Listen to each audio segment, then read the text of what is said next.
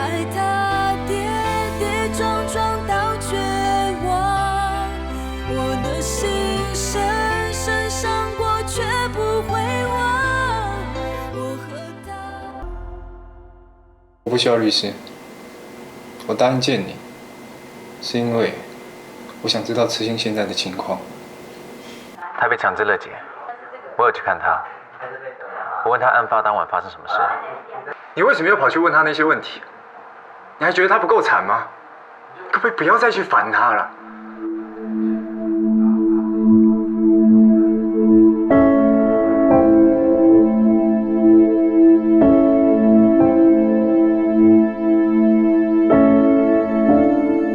我只是担心，因为痴心被花芬芳已经害得够惨了，你还跑去问他一些有的没的。那回想那些经过，你觉得他受得了吗？你放心，该问什么我有分寸。现在最重要的是你这个官司，我不需要你帮我打官司。我可以跟法官说你是智慧杀人，或者是误杀，把你减刑。你只要把事情跟我说清楚。事情很简单，人是我杀的，跟其他人没有关系。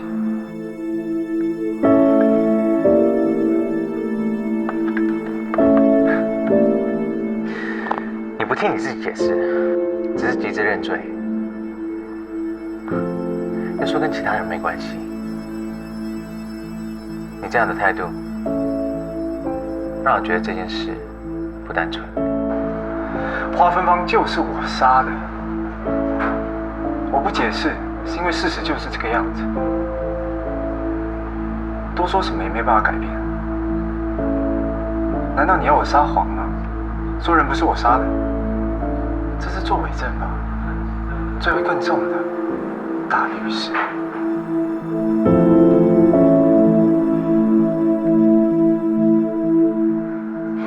你说的对，但是我没想到你下手会这么重。花芬芳除了脖子的致命伤，连她耳朵后面都有撕裂伤。看来你动手的时候，真想把她杀了。我算到啥哦？那我直接挂了，滚了！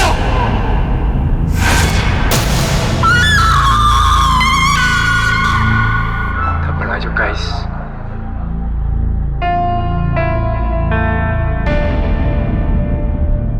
问完了没有？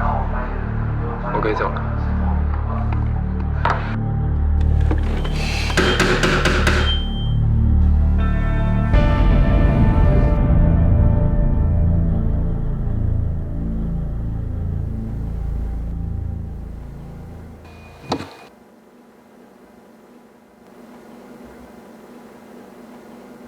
我答应了小乐，一定要把你救出来。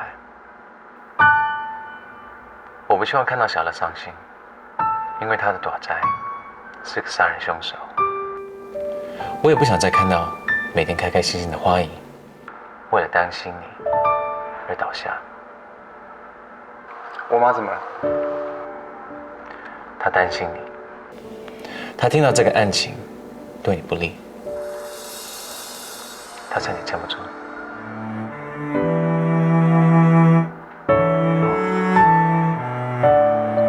就让她担心了。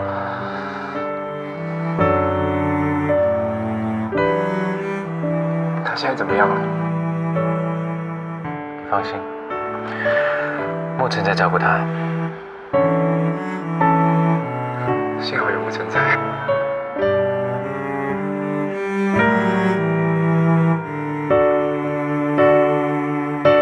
你不要误会，我只是很单纯的想要谢谢沐晨。你不用解释，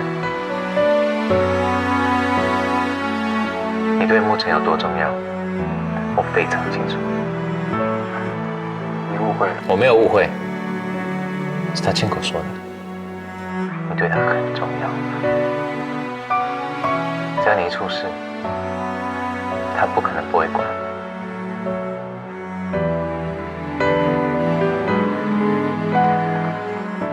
所以他这么关心你，你怎么忍心对不起他呢？果是我的话，我宁可失去一切，也不愿意失去这种真心。所以，华佗爷，你打算把你妈妈的担心磨成了真心，还有小乐的关心，统统丢到垃圾里吗？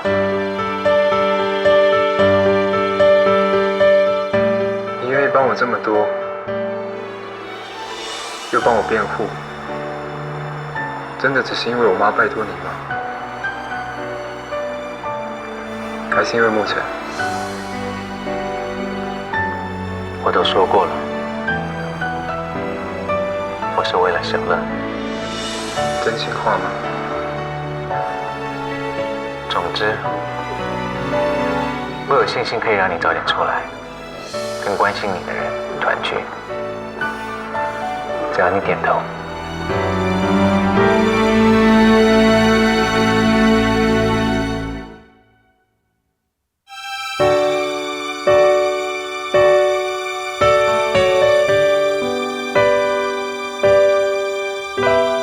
我要怎么跟你合作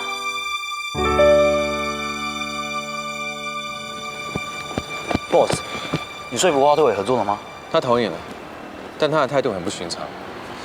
我故意说花芬芳耳朵后面有受伤，花佗也毫无思考就承认了。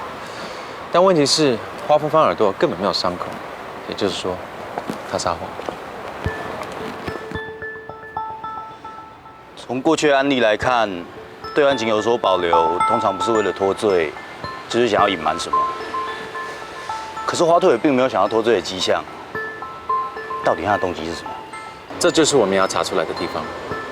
案发现场只有4个人，花佗也不愿意说实话。花芬芳用重伤昏迷，只剩下花芬芳的小弟杨天福跟花志清这2个目击证人。但杨天福的供词很明显偏向花芬芳。更奇怪的是，佗爷的反应是不希望我们去找花志清。我想这事的关键就在花志清身上。所以我们还要再提讯花志清一次。没错，先把事证收集完整，找出任何矛盾的地方，等花之清乐戒期结束，再次全部握完。不要忘了，你要把握检方那边的动作，随时跟我汇报。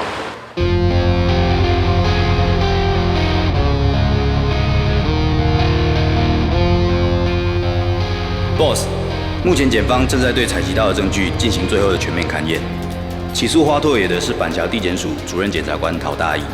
这个陶大义侦办过很多轰动全国的大案子。就算2审时因为证据不足宣判不起诉的被告，3审时都会被他关进监狱，因此他在法界有刽子手陶大义之称。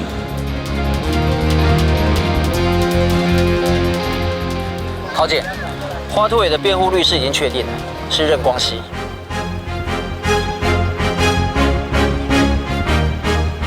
我知道他，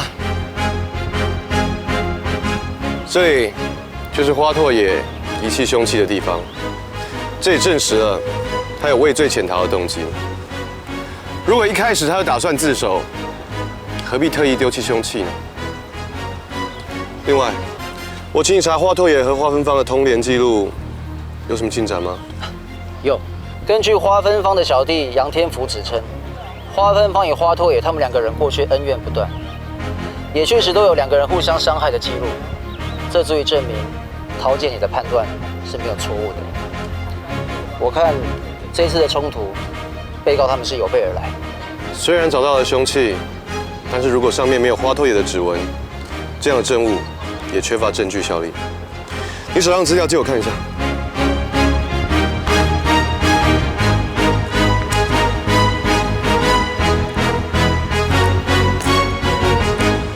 上一次勘验过犯罪现场，确实现场有打斗的痕迹。根据被告与目击证人花诗欣的口供，我估计任光熙会朝正当防卫来替被告减轻其刑。但杨天福的证词就可以证明了被告花佗爷他的杀人动机是为了寻仇，这也足以让我一口咬定花佗爷是预谋杀人。但我相信任光熙也不是那么好应付。这一回，我倒想见识一下传闻中玩弄法律、专门帮权贵脱罪的诡辩律师任光熙，是否跟传闻中一样厉害？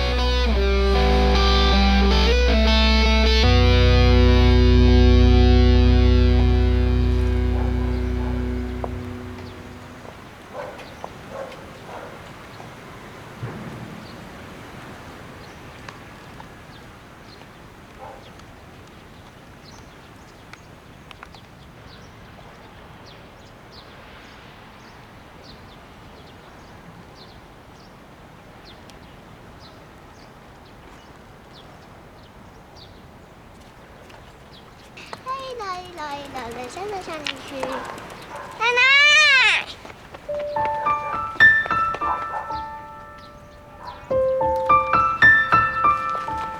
奶奶，你为什么要跑？你不是来看我的吗？我没有要跑啊，我只是我。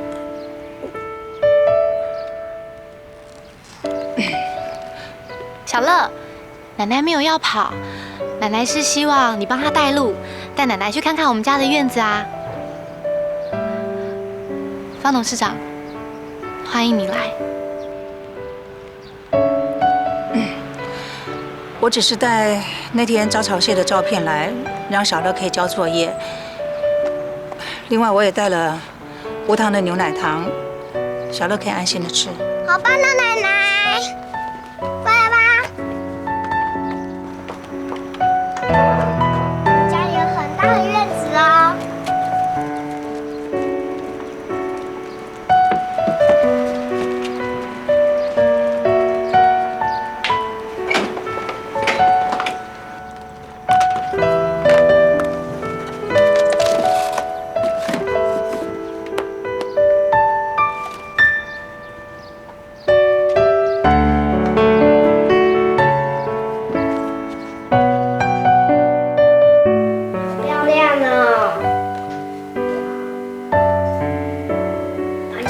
好大哦！奶奶看，好大只哦！奶奶在看哪里？我专心哦。奶奶在看你长大的地方。你看，很漂亮，对不对？像你一样，又可爱又温暖。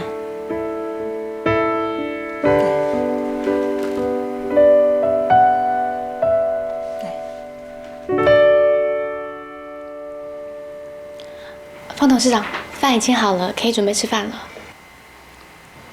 奶奶，不能这样煮，最厉害的牛肉饭哦！奶奶跟我去洗手。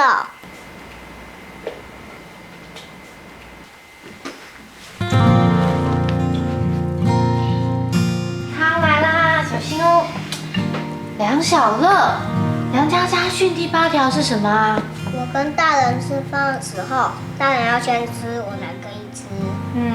可是我肚子好饿哦，奶奶。小乐，听话，你妈妈说的对。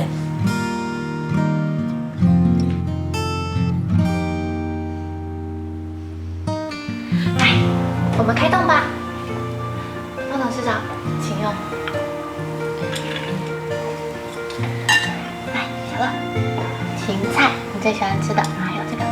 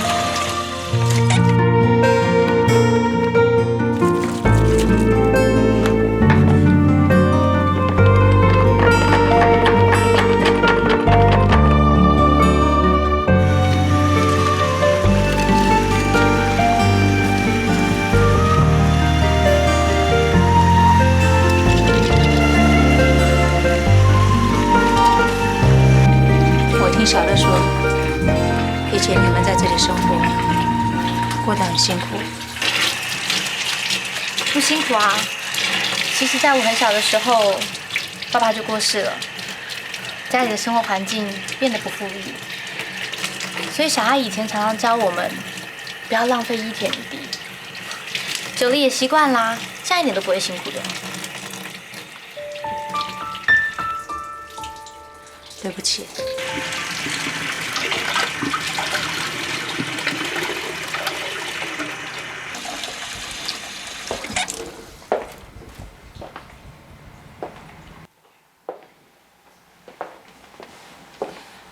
我以前说过，你没有家教，但是看到小乐以后，我在想，你以前的爸爸妈妈一定给了你很好的家教，所以你才把小乐教得这么懂事。谢谢。跟小乐相处以后，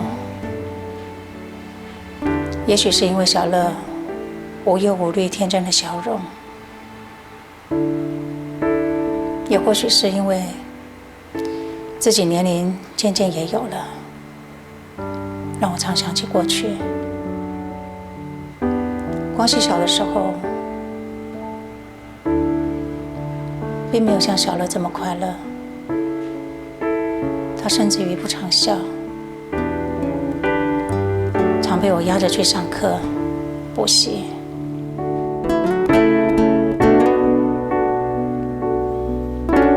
因为我的干预，让他从小就不快乐。而我现在发现了，却已经太迟了。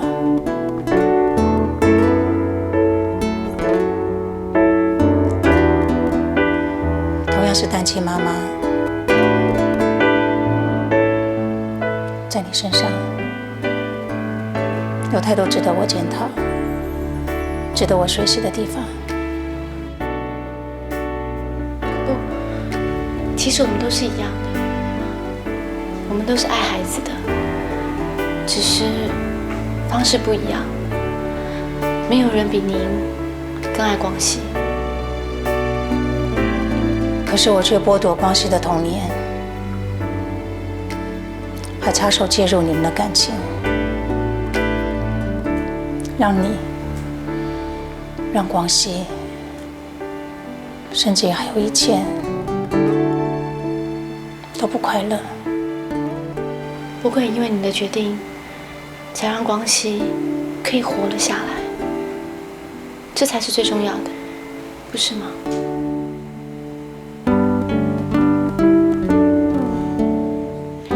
也因为我们经历过这些事情，才让我更明白要珍惜什么。就算我跟光熙没有经历过这些风雨，也不一定可以永远在一起。没有人可以知道下一秒到底会发生什么事，所以只有在当下，面对我们最爱的人，做出最好的选择，尽最大的努力。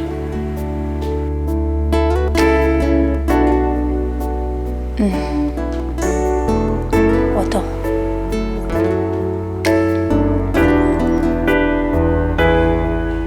就像你说的一样。我也希望你不要放弃这段婚姻，为了你自己在乎的人，尽最大的努力。我没有想要放弃，不过光熙已经把我排除在外，就像陌生人一样。我现在真的不知道该怎么去接近他了。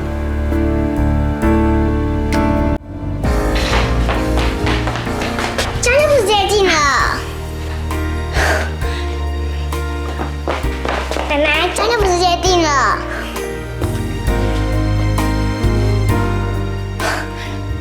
梁小乐，你又偷听大人说话了？谁让我们这样莫名其妙？命就很简单啊。还有，我叫乐小乐。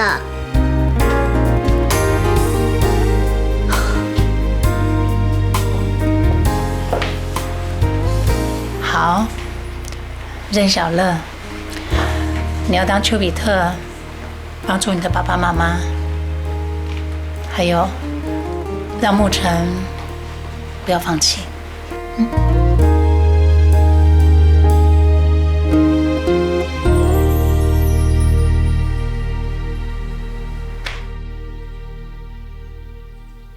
我记得所有事发经过就是这样啊，我已经说过很多次了，我对检察官也是这么说的。你再问我，也不会有什么不一样。没错，你刚刚说的都很清楚。但我想再问你一次，你到底有没有看见花托爷拿烛台刺进方哥的脖子那一瞬间？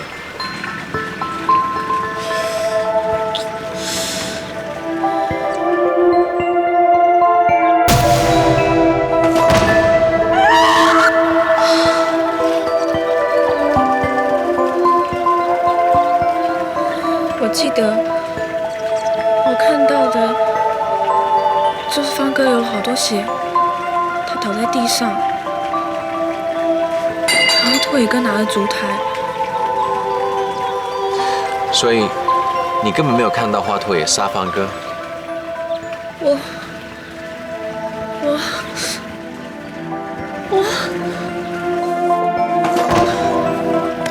我真笨啊！为什么我就是想不起来呢？自信冷静点。如果我想起来的话，是不是对拓野哥有帮助啊？那律师，我跟你讲，拓野哥是为了救我才会犯这么大的错，我求求你帮帮我。冷静点，我会的。我的护身符呢？我护身符在你脖子上。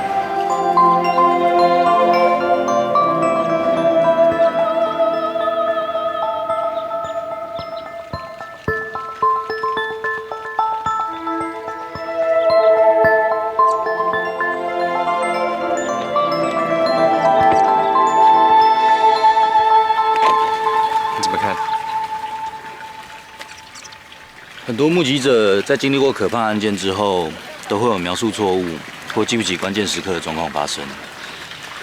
他现在这样子，就是很典型的创伤后反应。你会看到他一直摸他的护身符，护身符明明就在他脖子上，他却一直做重复的动作。如果我的怀疑没错，还有一个可能，快要开庭了。时间不多了，你帮我联络一下体大精神科陈医师。好。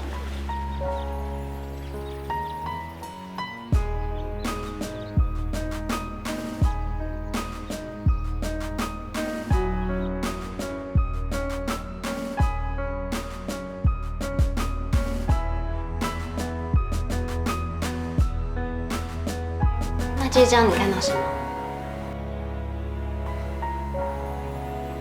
那是方哥在地上流的血。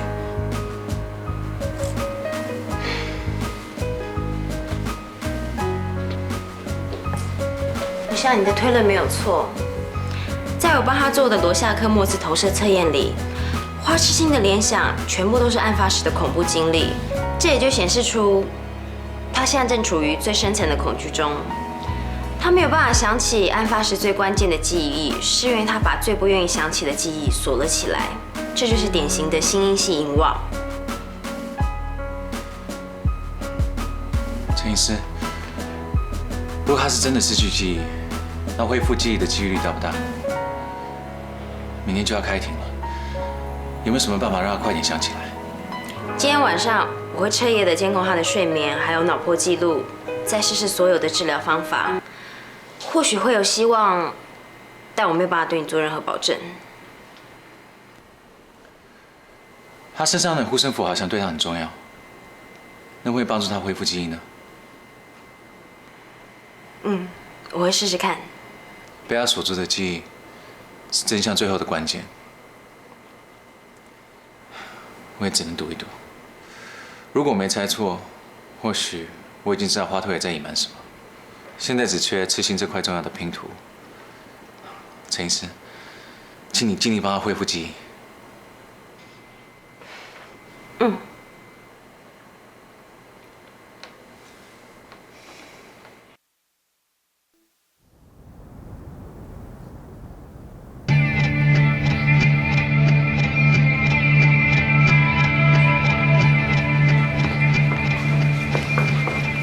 报检察官，交案哪里？任律师，我很期待今天开庭。我们都知道这次的官司对嫌犯相当不利，被告要脱罪的几率也实在不高。我倒想看看鼎鼎大名的任光熙律师要怎么把不可能变成可能。在法律面前，没有几率的问题，只有真相。花托也没有杀人，上了法庭就知道。在法官还没有宣判的时候，我的当事人还是清白的。既然如此，那我们就庭上见了。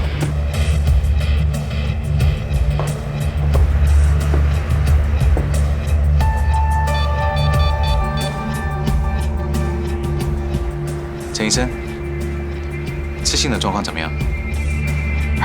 他现在还是想不起来，不过我会继续尝试。好，谢谢。光熙，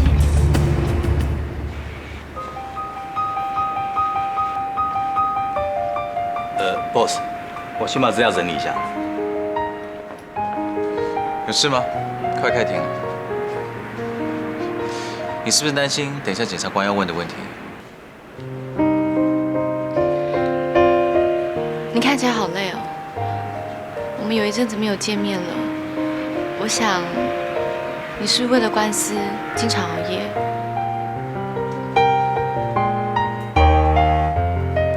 我知道这个案子非常棘手，你也做了很多的准备。今天不管结果怎么样，我都很想谢谢你，可以帮拓野一个这么大的忙。你不用替拓野道谢，我既然答应帮他，我就会尽全力。我也不希望看到他判刑，这样小乐也不会快乐。不管这场官司有多难打，我会尽全力帮他争取到最好的结果。打完官司之后，你可不可以给我一点时间？我有些话想要跟你说清楚。到时再看看，先打官司吧。Boss， 开庭时间快到了，走吧。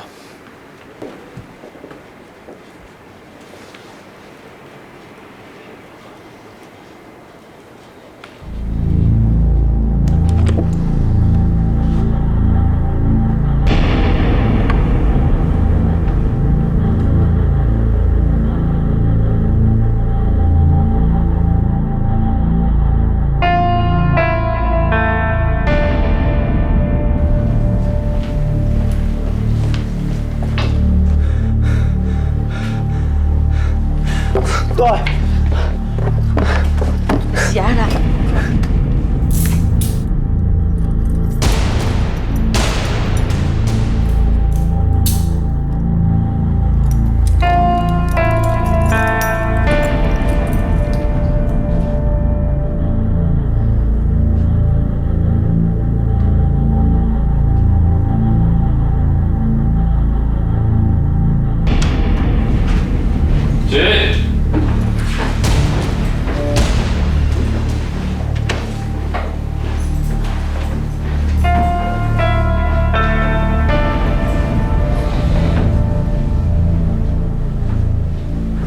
本庭就被告花拓野杀害花芬芳一案进行第一次开庭审判，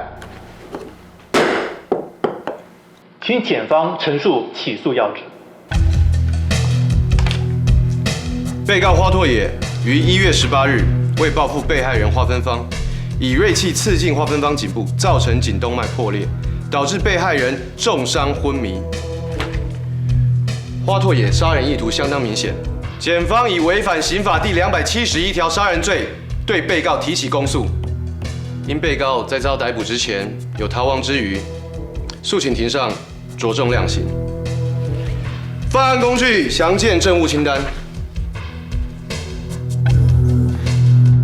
被告花拓野，你是否认罪？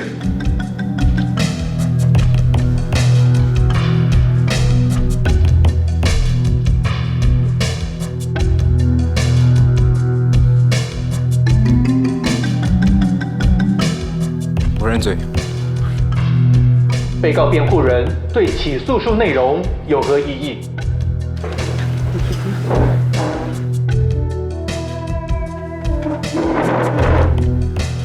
虽然本席所代表的当事人坦诚犯案，但犯案工具上没有花拓也的指纹，无法证明被告即为加害人。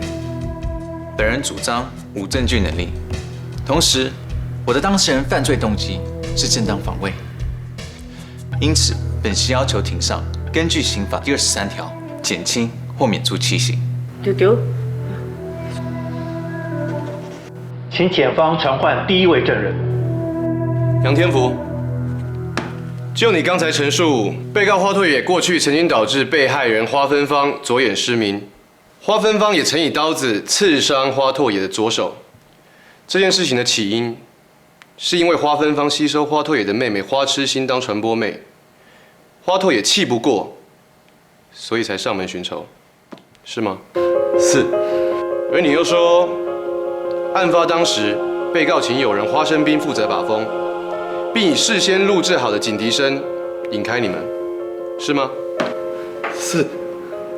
庭上，从证人的证词中，本席已经可以断定，被告对被害人的行凶动机就是积怨报复，再加上花生兵的协助，这表示花拓也在行凶之前早已经做好了万全的准备，更证明了花拓也是预谋杀人。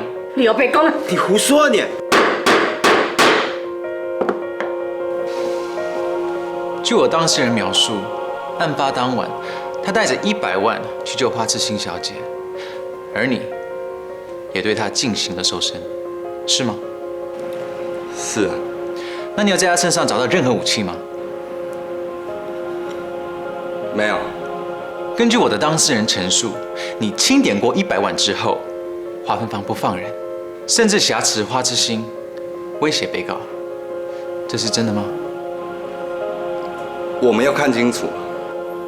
请证人据实以告。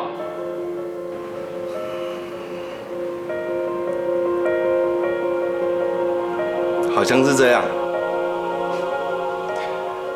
庭上，根据证人说法，我的当事人根本没有带任何武器，他只是想尽快完成交易，并没有任何犯案动机。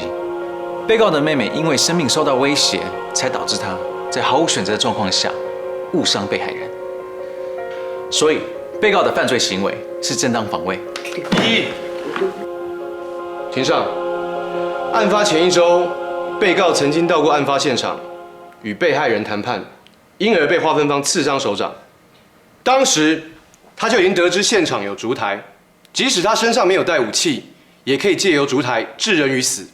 而被告安排花生兵引开小弟。庭上，这就是预谋。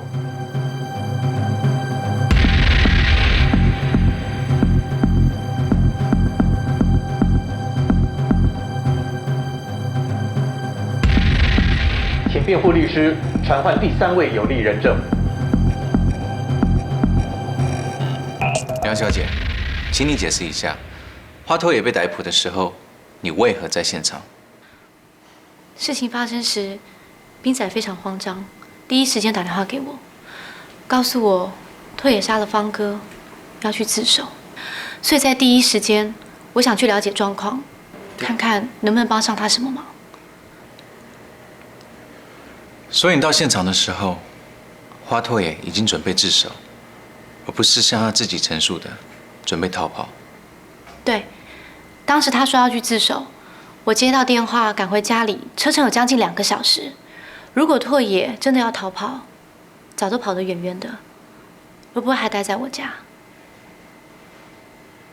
据我所知，你跟花拓也非亲非故，他要被扯进杀人案，一般人遇到这种事，躲起来都来不及，你为何还要帮他？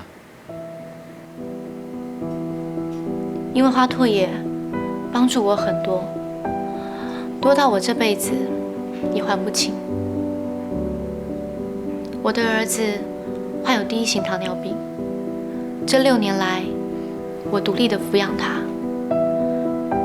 若不是花拓也在身旁帮助我，我们母子俩不可能熬过来。虽然案发当时，我真的不知道出了什么事情，不过我所认识的花拓也，是一个非常正直、善良，绝对不可能做坏事的人。听起来，梁小姐对于被告抱有十分正面的评价。那我想请问梁小姐，你跟被告认识很久了吗？我跟拓也认识了7年，第一次见面的时候，就是因为他拒绝加入方哥的组织，而逃到了书店，也因为他的善恶分明，不想跟犯罪牵扯上任何关系，更因为这样，他根本不可能预谋杀人。果然如我调查的一样，梁小姐不但与被告交情匪浅，据我所知，甚至一度谈论婚嫁。请问梁小姐，后来是为什么与被告解除婚约呢？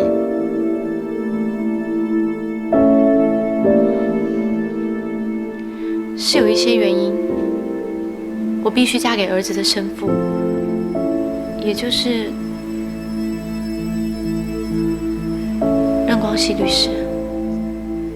所以被告曾经是你的未婚夫，而被告辩护人现在是你的丈夫。是的。庭上，不论梁小姐是想为丈夫打赢官司，或是为曾经论及婚嫁的被告脱罪，他们3个人的关系有一点特别，因此梁小姐的证词有失偏颇，请庭上不予采信。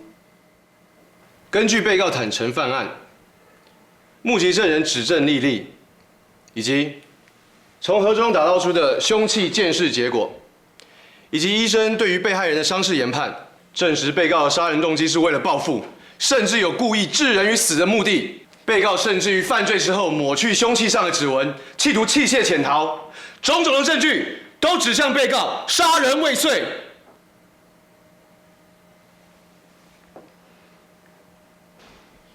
请庭上判处重刑。我听他胡说你！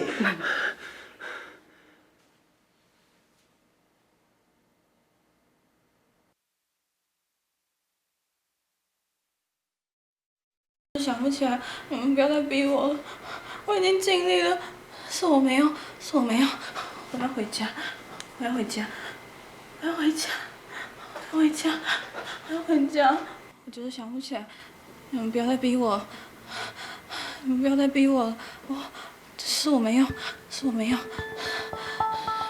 要再逼我了，我要回家，我要回家。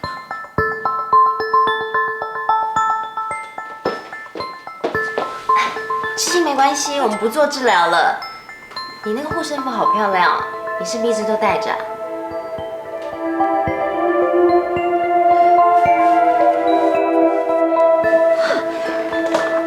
我跟你说，这个护身符啊，是我帮拓野哥从花田宫求来，它很灵哦。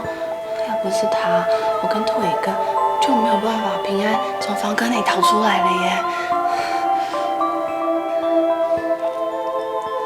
把护身符给我！不要！不要！不要！不要！不要！不要！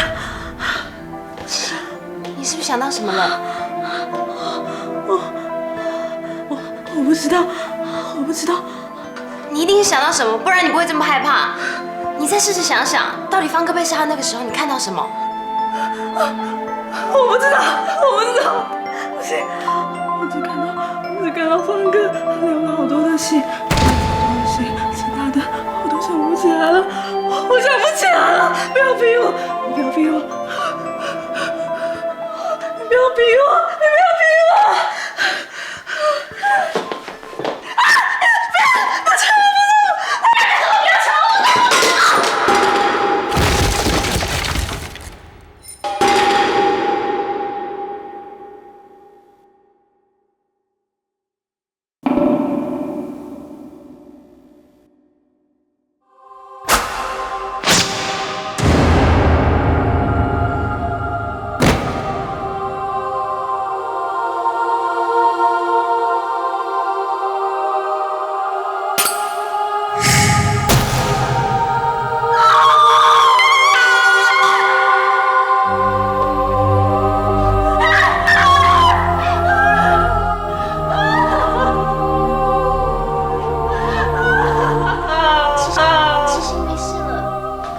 哭，不要哭，没事，没事，没事。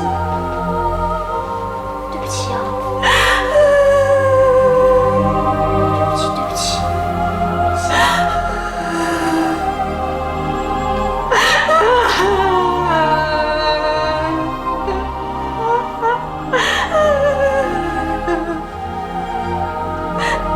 我全部都想起来了，我全部都想起来了。好乖，乖，没事没事。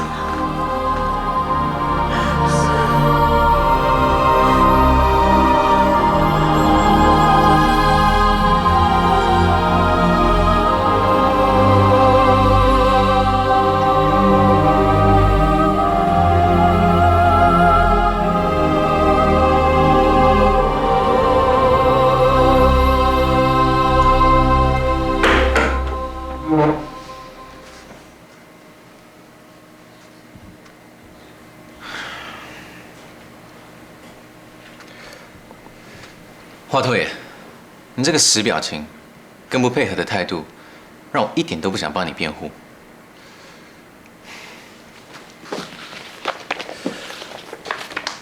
凶器上只有血迹反应，没有指纹。白搭。花芬芳小弟进来，只有看见你拿着烛台，没有亲眼看见你杀人。证词无效。被害人现在还躺在医院昏迷，无法出庭作证。我想审判长也很头大吧？请被告律师注意你的行为。所以在场的4个人，花芬芳、花拓也、花之心跟杨天福，每一个人都是嫌疑人。你的犯罪几率只有1/4，明明有这么多对你有利的地方，你却死要认罪。我真的搞不懂你。难道你没有打听这位陶大义检察官有多么清廉正直？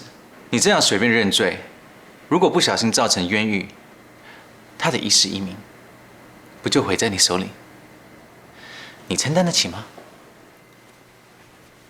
你发什么神经啊？到底要干嘛？被告辩护人，请说重点。庭上，本席虽然不知道为什么我当事人要认罪，但是我也可以推测，花芬芳突然良心发现，想自杀，或是小弟窝里反，杀了大哥，自己想当老大，又或者是花之心受到了惊吓，才杀了花芬芳。任光信在胡乱说什么啊？人是我杀的，你扯到知心身上干嘛？他跟这件事一点关系都没有。奇怪了，你为什么不说跟方哥没关系，跟小弟没关系？你偏要说跟花之心没关系？那是因为你发现花之心失去了案发当晚最关键的记忆，所以你隐藏真相，非认罪不可。这只有一个可能，就是保护花之心。不可能啊！法官，他说的不是事实，人是我杀的，是我杀了人。抗议！被告律师的行为是扰乱秩序、藐视法庭，请被告与被告律师控制情绪。庭上，有以上推论，我可以大胆假设，真正的杀人凶手是花之心。其实，被告是清白的。任梦溪，你不要乱来啊！法官大人啊，我的律师在胡说八道，我不需要他帮我辩护了。我不是已经认罪了吗？我怎么还不抓我去关？没有啊！你们还在等什么啊？任律师说的没错，花芬芳是我杀的。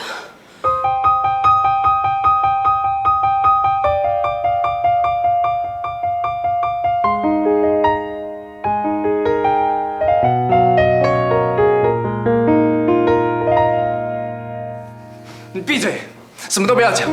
谁叫你过来的？我不需要你帮我作证的，赶快回去啊！来这边干什么？拓野哥，你不要再说谎了，你不应该替我顶罪的。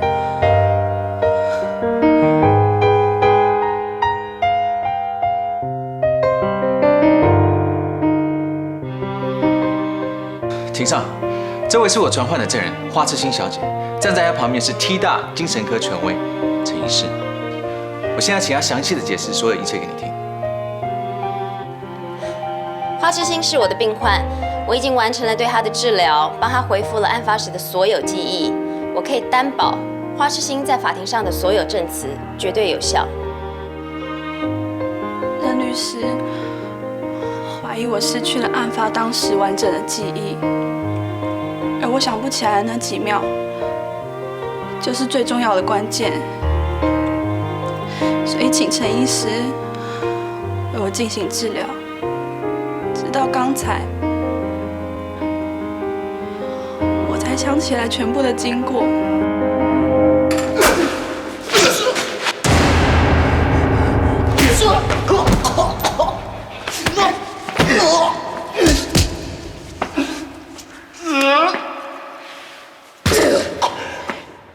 没错，是我杀了方哥。那时候，我看到方哥就快要刺到拓野哥了，就在拓野哥要伤害方哥以前。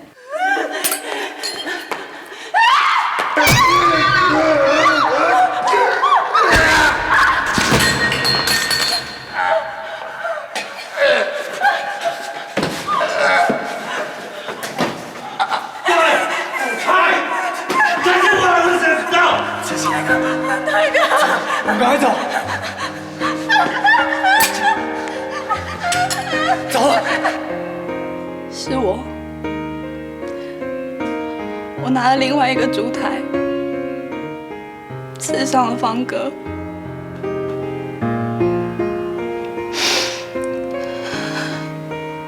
那时候，我很害怕方哥会伤害拓野哥。然后，我突然看到我旁边有另外一个烛台，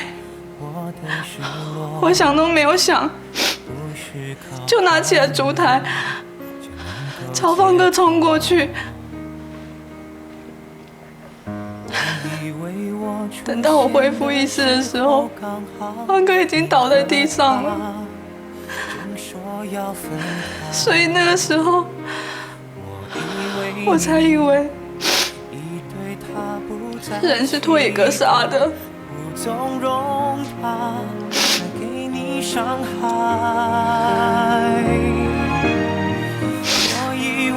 好陈医师帮我恢复了记忆。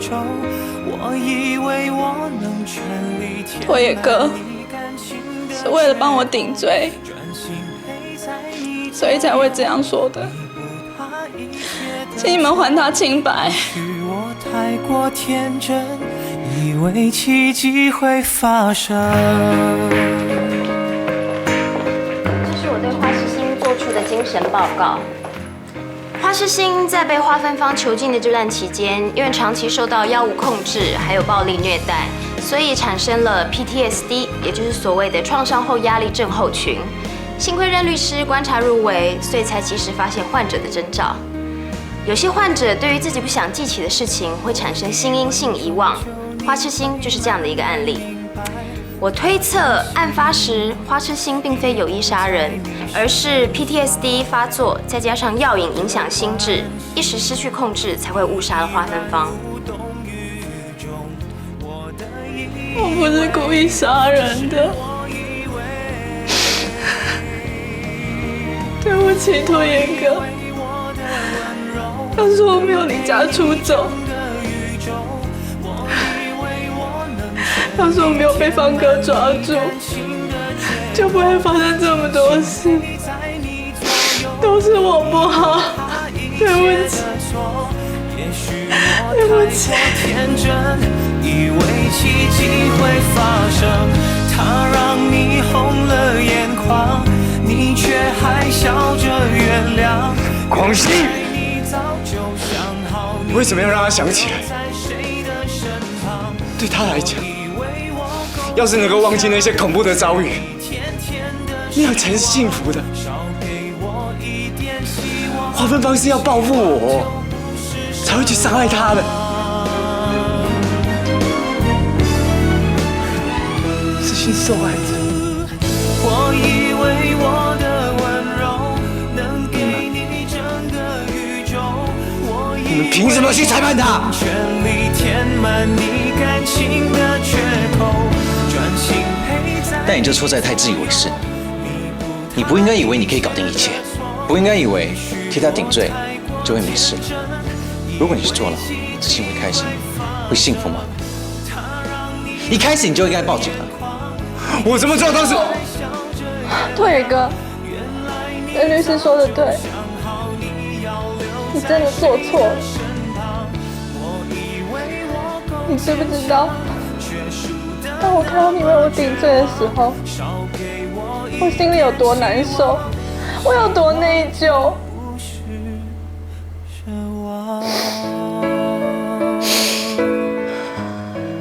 没有你在身边，我是不可能幸福的。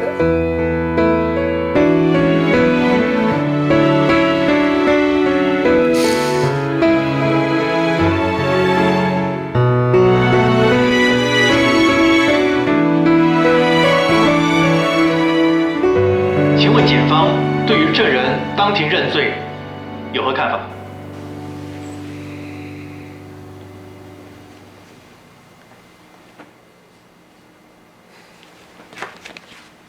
庭上，本席认为被告花拓也已无重大罪嫌，决定撤回对花拓也的告诉。对于花痴心杀人罪嫌，本席认为有羁押调查之必要，请庭上对花痴心当庭收押。庭上，根据花痴心的精神状况，犯案动机的确是正当防卫，如今又在法庭上自首认罪，请庭上跟检察官对他多方考量，还要重新量刑。也希望检察官能积极侦查花芬芳组织的犯罪事实。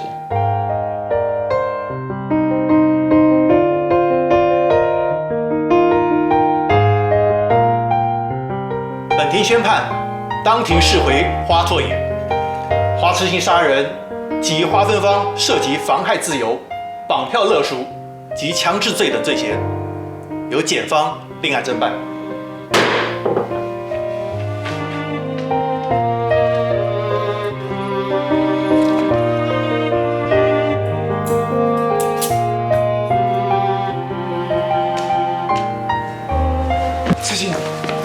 痴心，不怕，拓也哥不会再离开你了。说好，等你回来，再帮我把这个纽扣缝上，啊？拓也哥，不要担心我，等我回来，我一定会长大一点，懂事一点。做个不让你担心的妹妹。记住，你要给我早点回来。我跟阿布会在家里等你。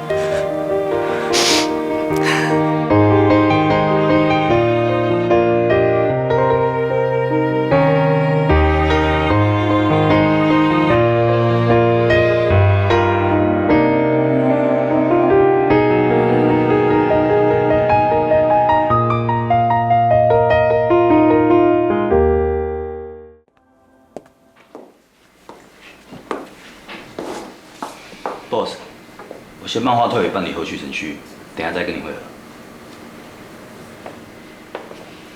陈律师，你今天的表现让我之前对你的不好印象彻底改观。最让我佩服的是，你竟然能够察觉一般人都看不出来的 PTSD 征兆。这不仅让案情逆转，更让真相水落石出，否则后果真的不堪设想。我要谢谢你。不过，你是怎么办到的呢？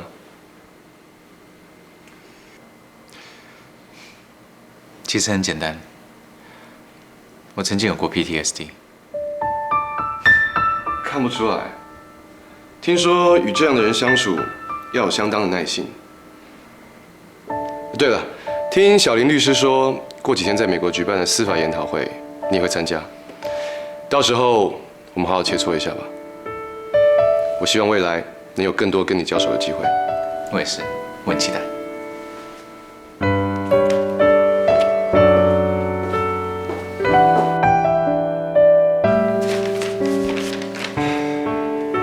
虽然法官认为你不会逃亡，所以现在让你回家，但是你不用担心，因为你和痴心是兄妹关系，年底听罪，应该可以减刑的。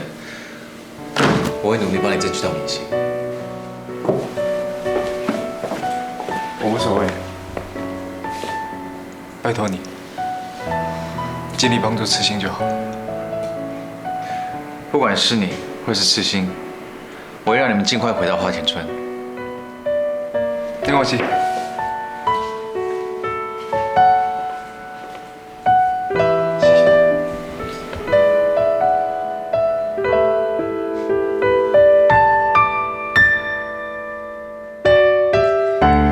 算我欠你，是我要谢谢你。虽然我早就知道你对他们的照顾，但直到今天，我才明白你所做的比我想象的还要多。你并不欠我什么。那又怎么样？6年前，你在学校真相调查庭救过了沐晨，现在又帮了我，这是很明显了，你才是有能力照顾他们母子俩的人。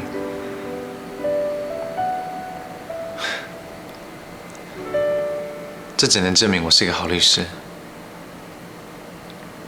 其他的什么都不是。那是什么意思？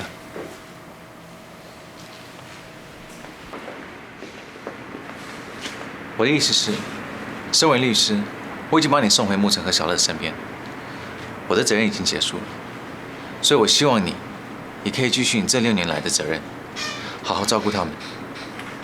我有没有听错？你要我照顾你儿子，还要照顾你老婆啊？那你要干嘛？我会跟沐晨说清楚。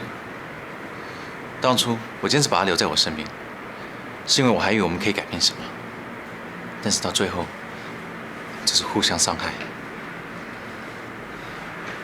沐晨6年前说的没错，我真的不是那个能让他依靠、给他明天的人。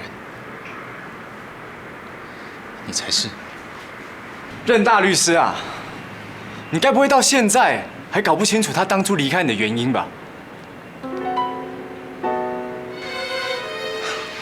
你什么意思？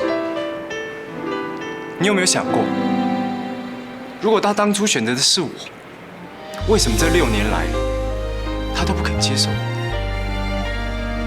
他又为什么一直告诉小乐，他有个外星人爸爸？整天教他喊那个什么咪咻咪咻，那个咻咻咻呦呦呦，那个有在讲谁啊？你明明是一个大律师啊，法庭上这么精明啊，怎么这么简单的答案都想不到？答案就是梁沐晨这个笨女人，从头到尾就只爱着一个男人，任光熙啊，就是你啊！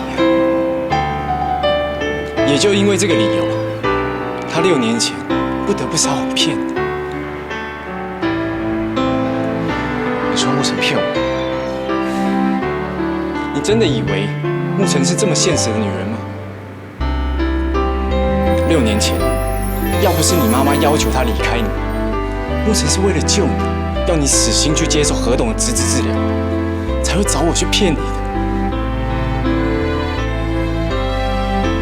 6年来，他明明知道你活着，但又不能去找你，只因为不想破坏你们母子之间的关系，但现在还要承受你所有的怨恨。他到底有多伤心？知道吗？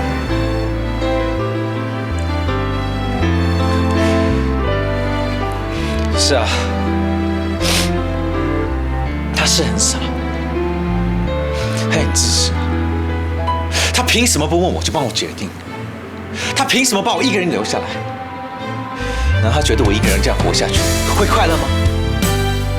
对，他很自私，他也没有问过你，但是你活下来了，这不是比什么都来得重要吗？我相信，当年要是你跟他的角色交换，你为了你所爱的人，你也会做出一样的决定。除非你不够爱梁文成。如果还有遗憾，又怎么样呢？伤了，痛了，懂了，但那些都过去了，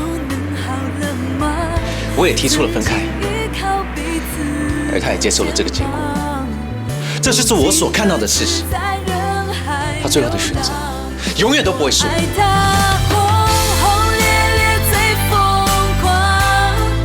怎么？花姨还在等你。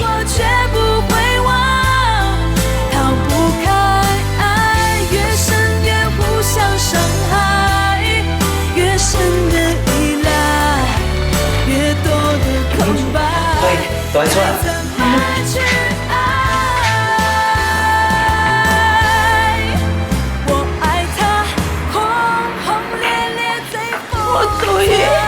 我讨厌，等来倒我无代志就好了。我看着你，陈律师啊，多谢你哦，叫我倒伊的人。你话我华春生华春生即摆是要安怎？花姨，你放心，法官会考量华之心的状况，跟花芬芳对他做的坏事。我可以保证，之心的刑责不会太重。不管咱啊，拢是多谢你啦。啊，唔知哦，你等下咧有闲无？我想要请你食饭啦。哎呀，无我甲你讲，咱哦有伫个母亲领导好啦。啊，恁两阿某为着阮花对个代志吼，食久无安尼斗阵哦，同齐食一粒饭啊，好不？花姨，之心这个案子还有很多手续我需要处理，所以我必须要先离开。对，花痴心的代志真重要啊！不要紧，你明仔哦，带你的助理哦，同齐来阮花田村啦。啊，我甲梁母亲哦。哦，咱原煮一顿啊，足吹草的请你，好不？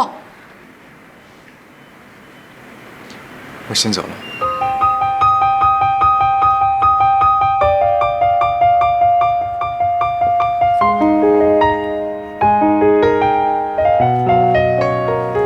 哦，等下，无代志就好啦。紧来来。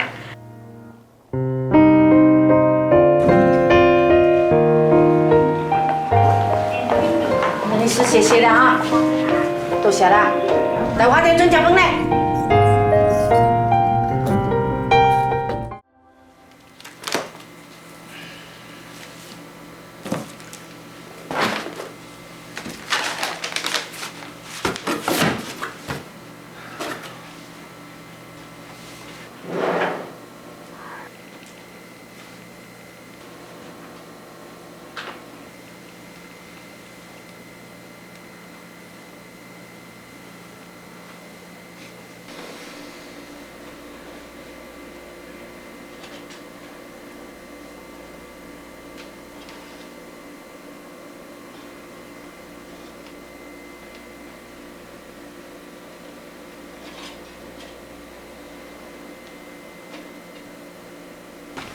Boss， 调查结果出来了。花之心的资料是你父亲的事。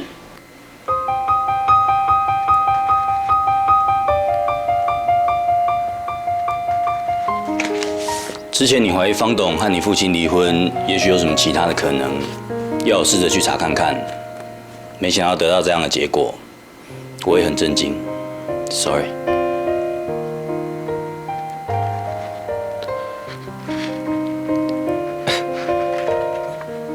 这是什么时候的事？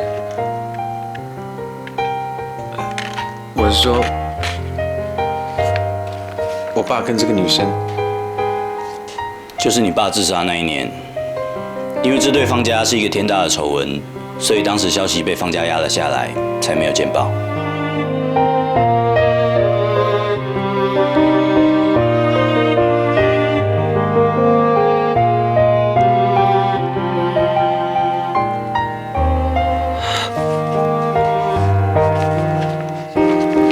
我出行下，记得帮我订飞机票。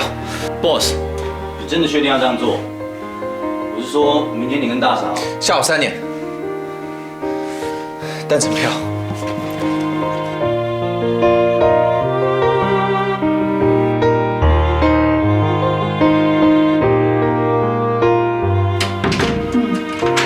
把今年毕业生实习合作企业的合约书拿过来，我想再确认一次。OK， 好，就这样子了啊，好。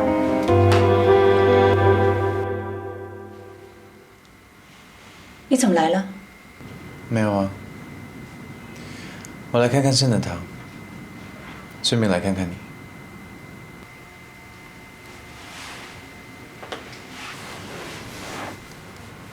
奇怪，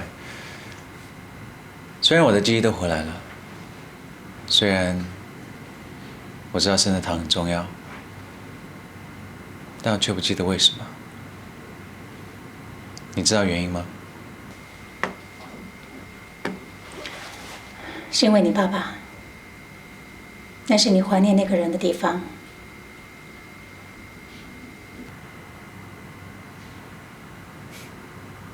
是吗？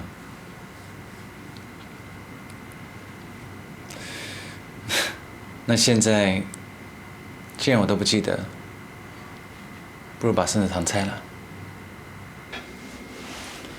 光熙，你到底想说什么？你怎么可能忘掉？你分明还记得。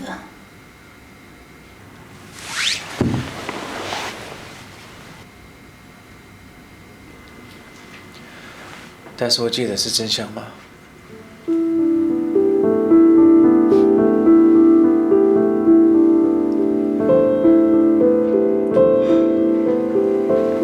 我记得你跟爸离婚，我记得你们吵架，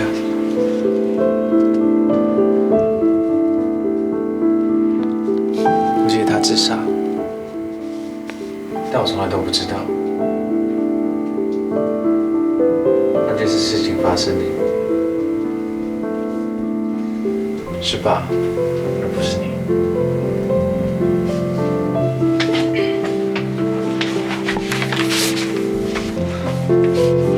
你为什么从来没有告诉我，你跟爸离婚的原因，是因为他背叛了你？因为他跟他的女学生在圣德堂外遇，所以你们每天在吵架，爸才会要离开这个家，你们才会离婚。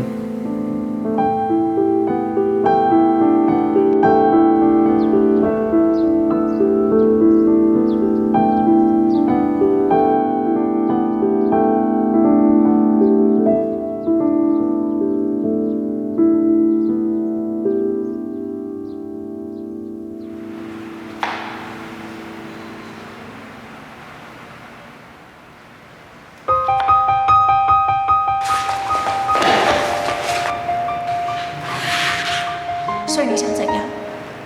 不后悔，这些事情你迟早会知道的。我们是真心相爱。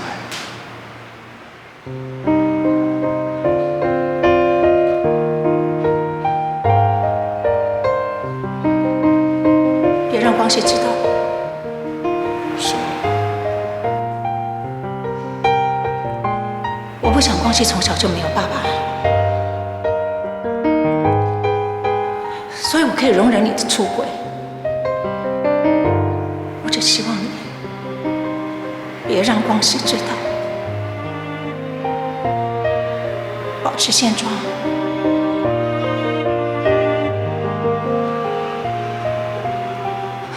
我不想光熙的童年充满着肮脏龌龊的回忆。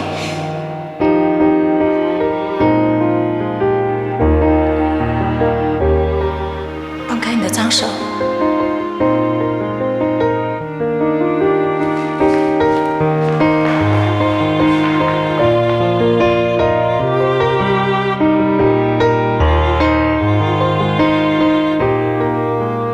而爸自杀的原因，不是我想象的那样。你们要逼他走。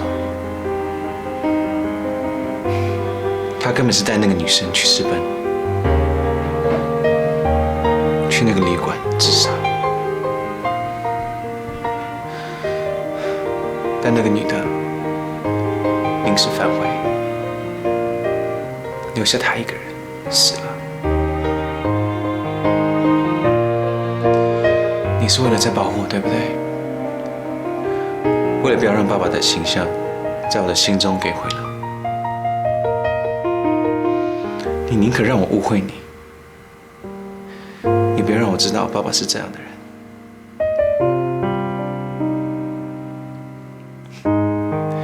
所以这么多年来，你没有把生的堂拆了，不是因为我坚持，是因为你也忘不了爸爸。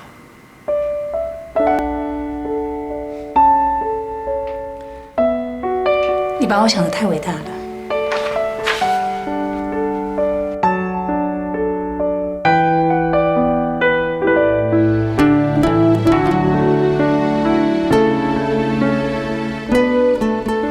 其实，我还是很气他。直到现在，我还是没有办法完全原谅他。别打开礼物的。至于你说的那个丑闻，当时实在是因为你太小了，我不知道该怎么跟你解释，所以一直没有开口。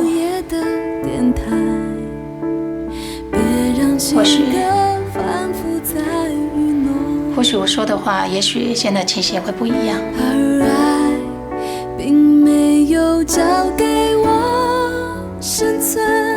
我承认，我对你爸还有一些挂念。这也就是圣德堂可以一直保留到现在的原因。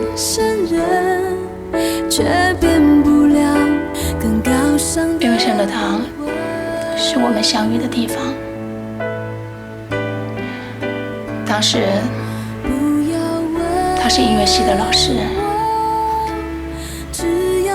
我是董事的女儿。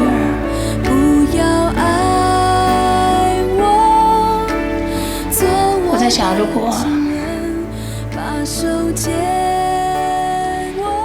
果现在把圣德堂给拆了，就等于是把你爸留给我唯一值得我回忆的回忆，也一起埋葬掉了。我不想这么做。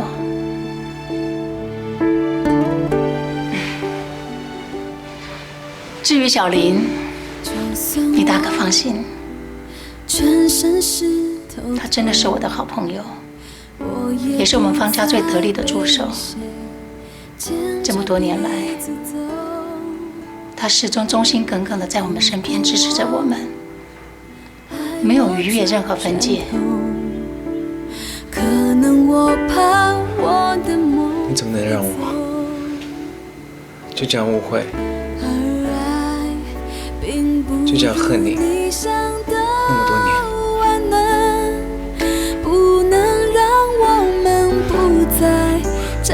为什么要一个人承担这些？因为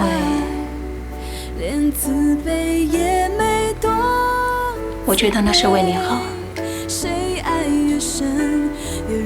我总觉得这么做会让你比较开心，所以我隐瞒你，就像你现在一样啊。你不是为了沐晨跟小乐要让他们自由，所以你选择离开他们，然后假裝自己过得很好。可是我知道你过得并不好。伟大的微笑的英雄。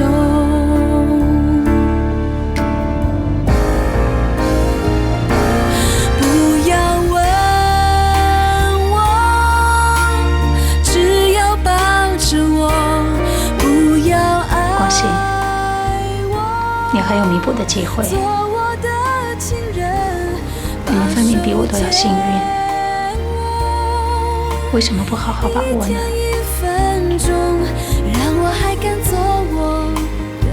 我一直用错误的方法对待你这么多年，我真的不希望你的下半辈子跟我一样，后悔错过自己曾经应该拥有的。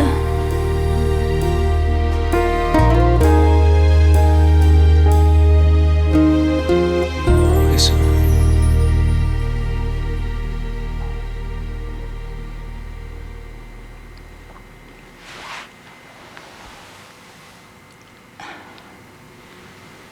因为你是我儿子啊，因为我爱你。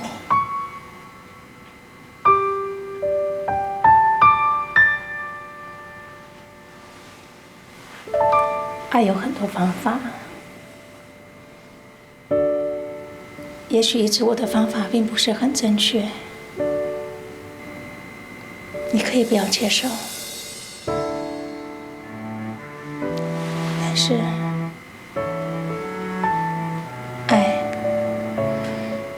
爱的真心，你是不应该怀疑的。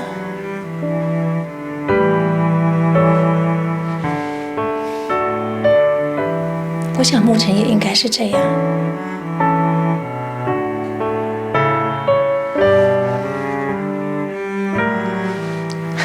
我的儿子真的已经长大了，所以只要你自己想清楚，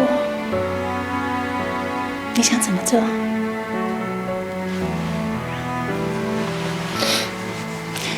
妈都支持你。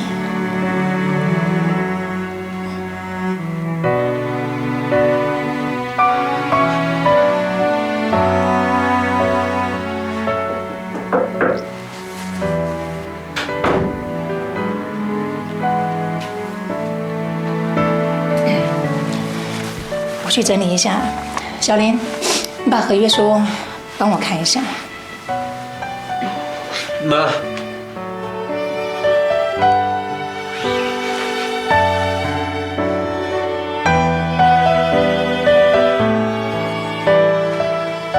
我一直都没有跟你说过，对不起，还有谢谢。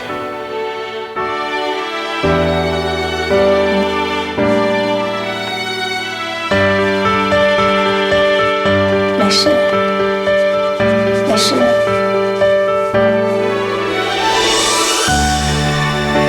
加油！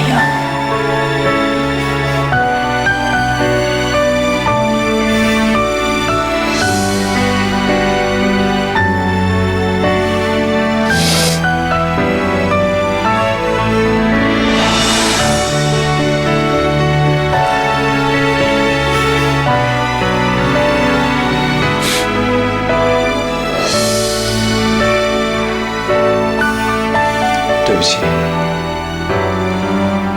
我误会你这么多年。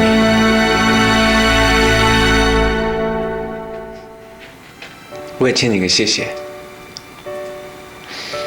谢谢你陪着我妈，一直照顾她这么久。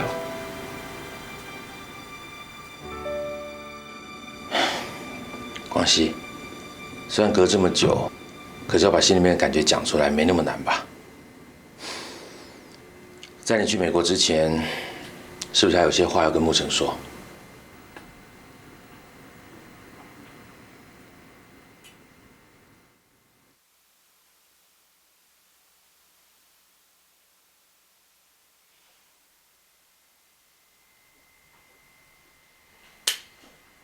牧尘，我怕等一下我手会很多洞洞呢。对不起，对不起。牧尘，是不是明天关系要来，对不对？对呀，因为牧尘在想，明天我要做什么给光熙还有盖瑞叔叔他们吃。牛肉饭啊！你以前有说过，关西帮你打赢坏人，那就要煮牛肉饭给他吃。然后关西生气，关西很开心，然后叫我小乐乐。爸爸在，救命！然后嘞？可以。然后关西就很喜欢吃牛肉饭啦。哦。沐晨，刚刚不要让我说下去啊！因为我想等小乐长大一点就会懂的。其实大人很奇怪的，以前喜欢的，现在不一定喜欢。两个人会因为喜欢在一起，但往往因为喜欢以外的原因而分开。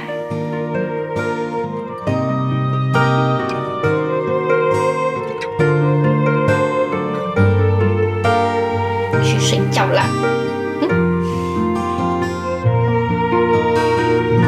妈这个药先拿来了，说明天好好招待任光熙跟他那个肉咖的助理。花姨呀，我们准备很多拿手好菜要招待你。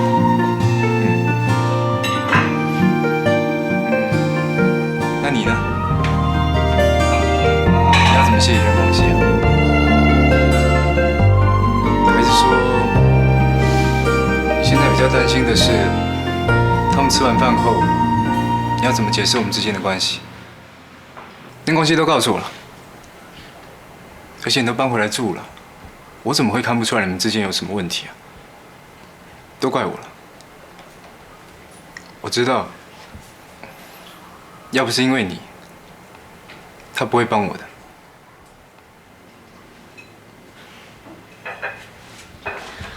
你呀，不用担心。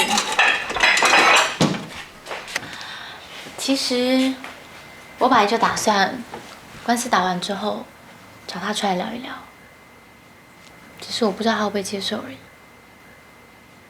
就算他不接受又怎么样？你到底有没有告诉他你有多在乎他？现在的问题跟他的选择没有关系。就算他要继续误会也好，他不再爱你也罢。现在最重要的是你应该把你的心情告诉他，不只是为了你，为了小乐，也是为了任光熙啊。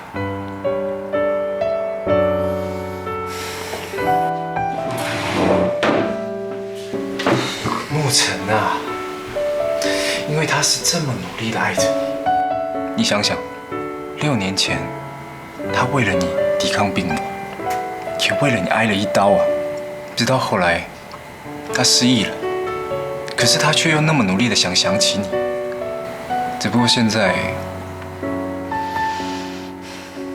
他却是努力的想离开你。沐晨啊，其实你对他不公平。因为你从来都没有告诉他，你爱他。勇敢一点。当你害怕的时候，是任光熙给了你勇气，但现在换他害怕了，是不是应该轮到你来给任光熙勇气呢？我知道可能会再受伤，但是不是应该再给彼此一次机会？一次不够，就再一次。你不能永远当一个一直在等待的人，因为幸福是要靠自己追求的。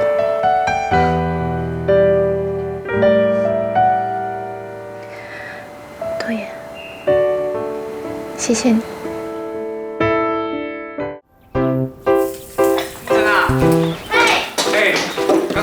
跟我说啊，好像不敢打预防针了，硬要小乐陪，等下就回来了。啊，还有，小乐有交代，就任光熙一定要听。沐晨来，走。哎呦，沐晨啊，来，我来。哎呦，那任律师哦，马上都来啊咧，你嘛去西装打扮一下，你吼爱装甲吼比这菜佫较水，今日紧去西装打扮，我来都，今日叫阿姨。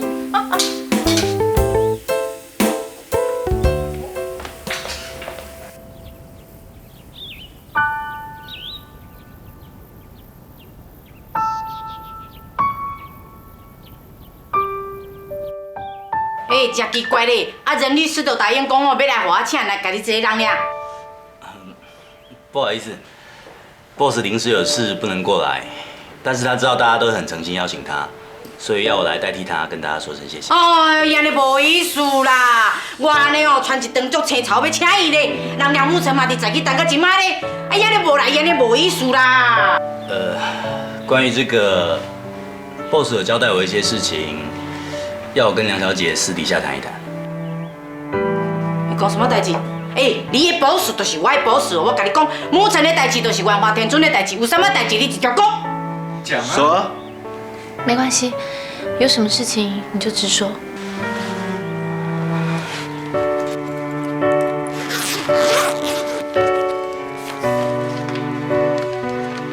梁小姐，这是 boss 要交给你的东西。哼，是什么代志安尼这么神秘啊？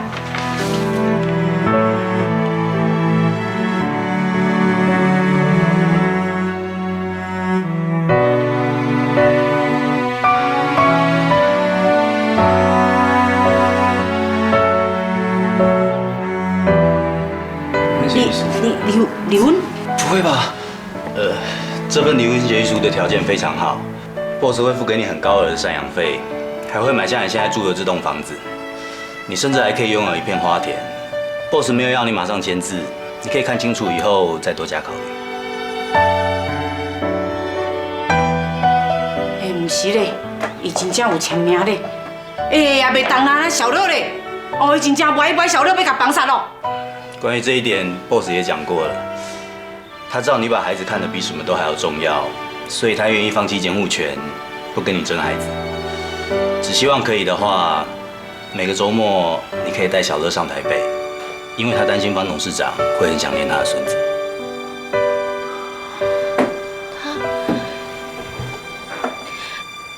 他连小乐都不要了。母亲啊！个人真正签名，人囡仔嘛不爱啊，敢真正要甲你离啊？他知道小乐有多期待和他爸见面啊！现在要我们怎么跟他交代啊？把这个给我拿回去，告诉任光熙，不要给我当缩头乌龟啊！有种，自己给我拿过来。boss 不是不愿意自己来，是因为他今天下午就要去美国了，而且连我都不知道他什么时候才会回来。他是你老板呢，你怎么可能不知道啊？我说真的 ，boss 这次去美国参加司法研讨会，只是表面上的理由，真正的原因是要跟纽约那边的事务所见面。他们想要挖角 boss， 而且已经联络了很长一段时间了。boss 这次去如果谈得顺利，留下来的机会可能很大。更何况，一切小姐现在人也在美国，老朋友叙叙旧。度假待个一阵子，也不是不可能。我老实说好了 ，boss 这次订的是一张单程机票，也就是说，他暂时没有回来的打算。老海，你给我起来！起来啊！我现在管他到底是要去美国还是非洲啊？他现在是怎样？想跟沐晨结婚就结婚，离婚就离婚啊？他把我们家沐晨当什么啦？给我现在回去告诉他，离婚协议书梁沐晨不会签，要离婚他自己过来提。我们整个花田村在这边等他。梁小姐，你决定好再打给我就好了，我先走了。你兔爷，不要这样子，看来他真的对我很失望。